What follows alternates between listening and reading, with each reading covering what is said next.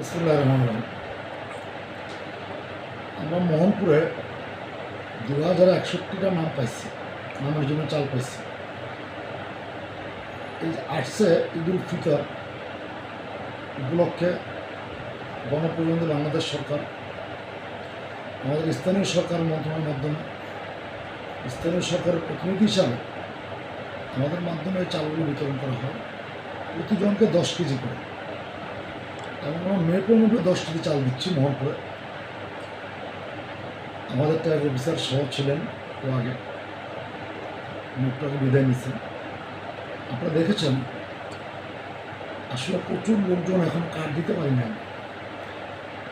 আমাদের এখানে 2061 কার্ড পাইছি, আমরা নামের চাল পাইছি, কিন্তু এখানে মিনিমাম 3000 লোকের প্রয়োজন ছিল। আপনাদের মাধ্যমে আমরা এটাই উপজেলা প্রশাসনকে আহ্বান করব, অনুরোধ করব, মানে পরবর্তীতে প্রতি বছরই দেওয়া হয়, প্রতি ঈদেই দেওয়া হয়, ঈদুল আজহাতে যেন অন্তত আমাদেরকে 3000 নাম দেওয়া হয়। 3000 নামের চাল দিলে আমরা খাবার দিতে পারি। আপনি বিশ্বাস করবেন কিনা জানি না, আপনি খবর নিয়ে দেখেন অনেকে কার্ড দিতে পারে নাই, এই লোকগুলো আমার কাছে চলে আসছে। আমি এবারে আমার সীমিত সাধ্যের মধ্যে আমি আমার পক্ষ থেকে বেশ কিছু লোকের দোকান থেকে বাজার থেকে কিনে চাল দিতে হবে, কোনো উপায় নেই। কেননা তারা আমার ভোটার। আপনারা জানেন গত উপনির্বাচনে আমি স্বতন্ত্র প্রার্থী ছিলাম, আমার কার্ড ভোট পেয়েছে 1800। এই জনগণ আমাকে প্রায় 5500 ভোট দিচ্ছে, যেটাকে আমাকে বলা হয় জনতার চেয়ারম্যান। জনগণ আমাকে ভোট দিয়ে নির্বাচিত করেছে, মোহনপুরের জনগণ। এই জন্য জনগণের প্রত্যাশা বেশি, আমার প্রতি দাবি বেশি।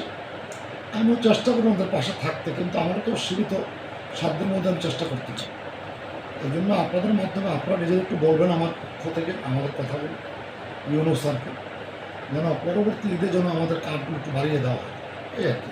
তাহলে আমরা সুন্দর মতো মোহনপুরে যারা আছে আমাদের এখন জনতা, এই অসহায় নদী ভাঙা লোক, আপনারা জানেন আমাদের মধ্যে 14টা ইউনিয়ন, এর মধ্যে কয়েকটা ইউনিয়ন আছে এই যে যেটা উপজেলার পশ্চিম সাইড দিয়ে নদীর পাড় দিয়ে, এর মধ্যে মোহনপুর একটা। আমার বাড়িও 3বার ভাঙছে নদীতে, আমার নদী ভাঙা লোক।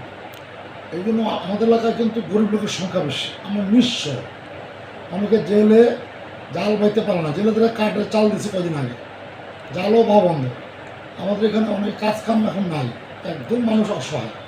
এই জন্য 10 কেজি চালও অনেক কিছু, এবং আমরা চেষ্টা করি 10 কেজি চালে 10 কেজি দেওয়ার জন্য। 10 কেজি মানে যেন 9 কেজি না হয়, 9.5 কেজিও না হয়, 10 কেজি দেওয়ার চেষ্টা করি।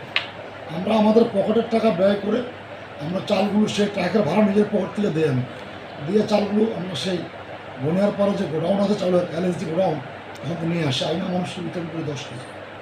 এই জন্য আপনারা একটু আমাদেরকে সহযোগিতা করবেন।